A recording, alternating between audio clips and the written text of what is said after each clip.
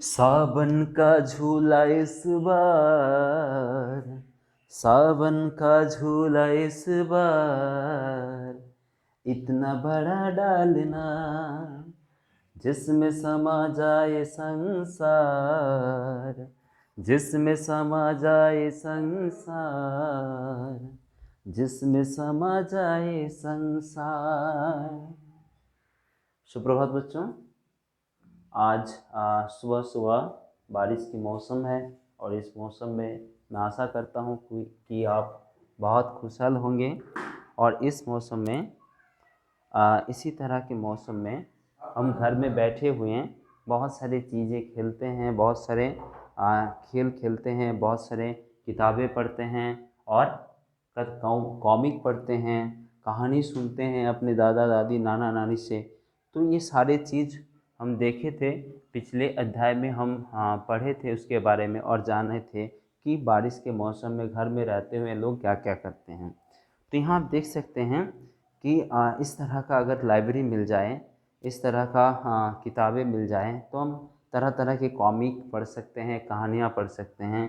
तो यहाँ इस चित्र से आपको ये अंदाज़ा लग रहा होगा कि यहाँ बहुत सारी किताब है और इस टेबल पर भी आप देख सकते हैं कितनी मोटी मोटी किताबें रखी हुई है और पेन भी है, टेबल लैंप भी है पढ़ने के लिए, एक स्टूल दिख रहा है, वहाँ भी कुछ किताबें हैं और रैक में किताब भरी हुई हैं जो किताब लोग आकर के यहाँ बैठ कर के पढ़ते हैं और बच्चे भी आते हैं। आप देखे होंगे अपने स्कूल में ही, अपने विद्यालय में आप लोगों का जब लाइब्रेरी क्लास होते हैं तो आप जाते हैं वहाँ और लाइब्रेरी में बैठ कर के लाइब्रेरी में इस तरह की किताबें बहुत ही अच्छी तरह से प्रॉपर हमारे लाइब्रेरियन सर किताब को बहुत अच्छी तरह से रखते हैं और प्रॉपर डिसिप्लिन में बैठ कर के हम वहाँ किताब को पढ़ते हैं। तो एक किताब संबंधित एक कहानी, एक गद्य, एक अध्याय, नया अध्याय जो है हम शुरू करने जा रहे हैं। तो आज हम इसको पढ़ेंगे, थोड़ा सा ही पढ़ेंगे और उसके शब्द के बारे में थोड़ा विश्लेषण करेंगे और आगे की क्लास में हम इसको धीरे धीरे पढ़ते हुए आगे चलेंगे और लिखेंगे भी और पढ़ेंगे भी और इसके शब्द के बारे में भी सोचेंगे, इस शब्द के उच्चारण करेंगे सही ढंग से। तो ये सारा चीज़ हम इस अध्याय से करेंगे। तो अब इससे शुरू करते हैं। यहाँ हम देख सकते हैं इस तरह का एक अध्याय है, यहाँ से हम बहुत कुछ जान सकते हैं, बहुत कुछ पढ़ सकते हैं। तो शुरू करते हैं। माँ ने बीरू को एक संदेश देकर अपनी बहन के पास भेजा। माँ ने बीरू को एक संदेश देकर अपनी बहन के पास भेजा। मौसी ने प्यार से बीरू को अंदर बुलाया और बैठक में ले गई। बैठक में कदम रखते ही बीरू अचरज से ठिठक गई। उसने सोचा, बाप रे, इतनी सारी किताबें। तो ये था आज का अध्याय का इतना ही आज हम पढ़ेंगे। हम इसको फिर से पढ़ रहे हैं, आप ध्यानपूर्वक सुनिएगा और आप इस उच्चारण को समझिएगा कि कैसे हमको इस शब्द को उच्चारण करना है।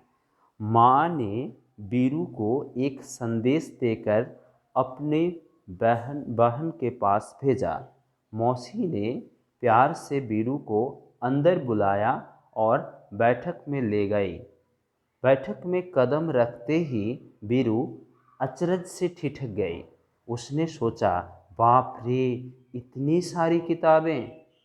तो यहाँ आप देख सकते हैं चित्र से आपको स्पष्ट हो रही है कि ये जब आई और इतनी सारी किताबें देखी तो चौंक गए।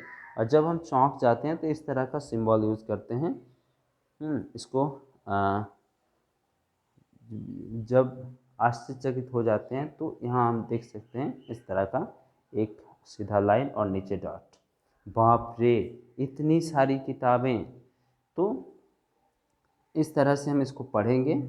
आप इतनी लाइन को सही ढंग से सही उच्चारण के साथ पढ़ेंगे और इसको लिखेंगे और कॉपी में लिख करके और ये जो किताबें यहाँ देखने को मिल रही है, इस सारे चीज़ों को आप चित्र भी बना सकते हैं और जितना आज हम पढ़ाएं उसको आप कॉपी में सुंदर अपना लेखन से सुंदर तरीके से लिख करके ग्रुप में डालेंगे। और अभिभावक से विशेष निवेदन है कि आप बच्चों को इस मामले में मदद करेंगे। बच्चों को पढ़ते समय के उच्चारण और उसके लिखते समय वो आराम से लिखें और सही ढंग से लिखें, उसमें आप नज़र रखेंगे और आप हमारे इस टीचिंग लर्निंग प्रोसेस में मदद करेंगे, इतना आशा रखता हूँ।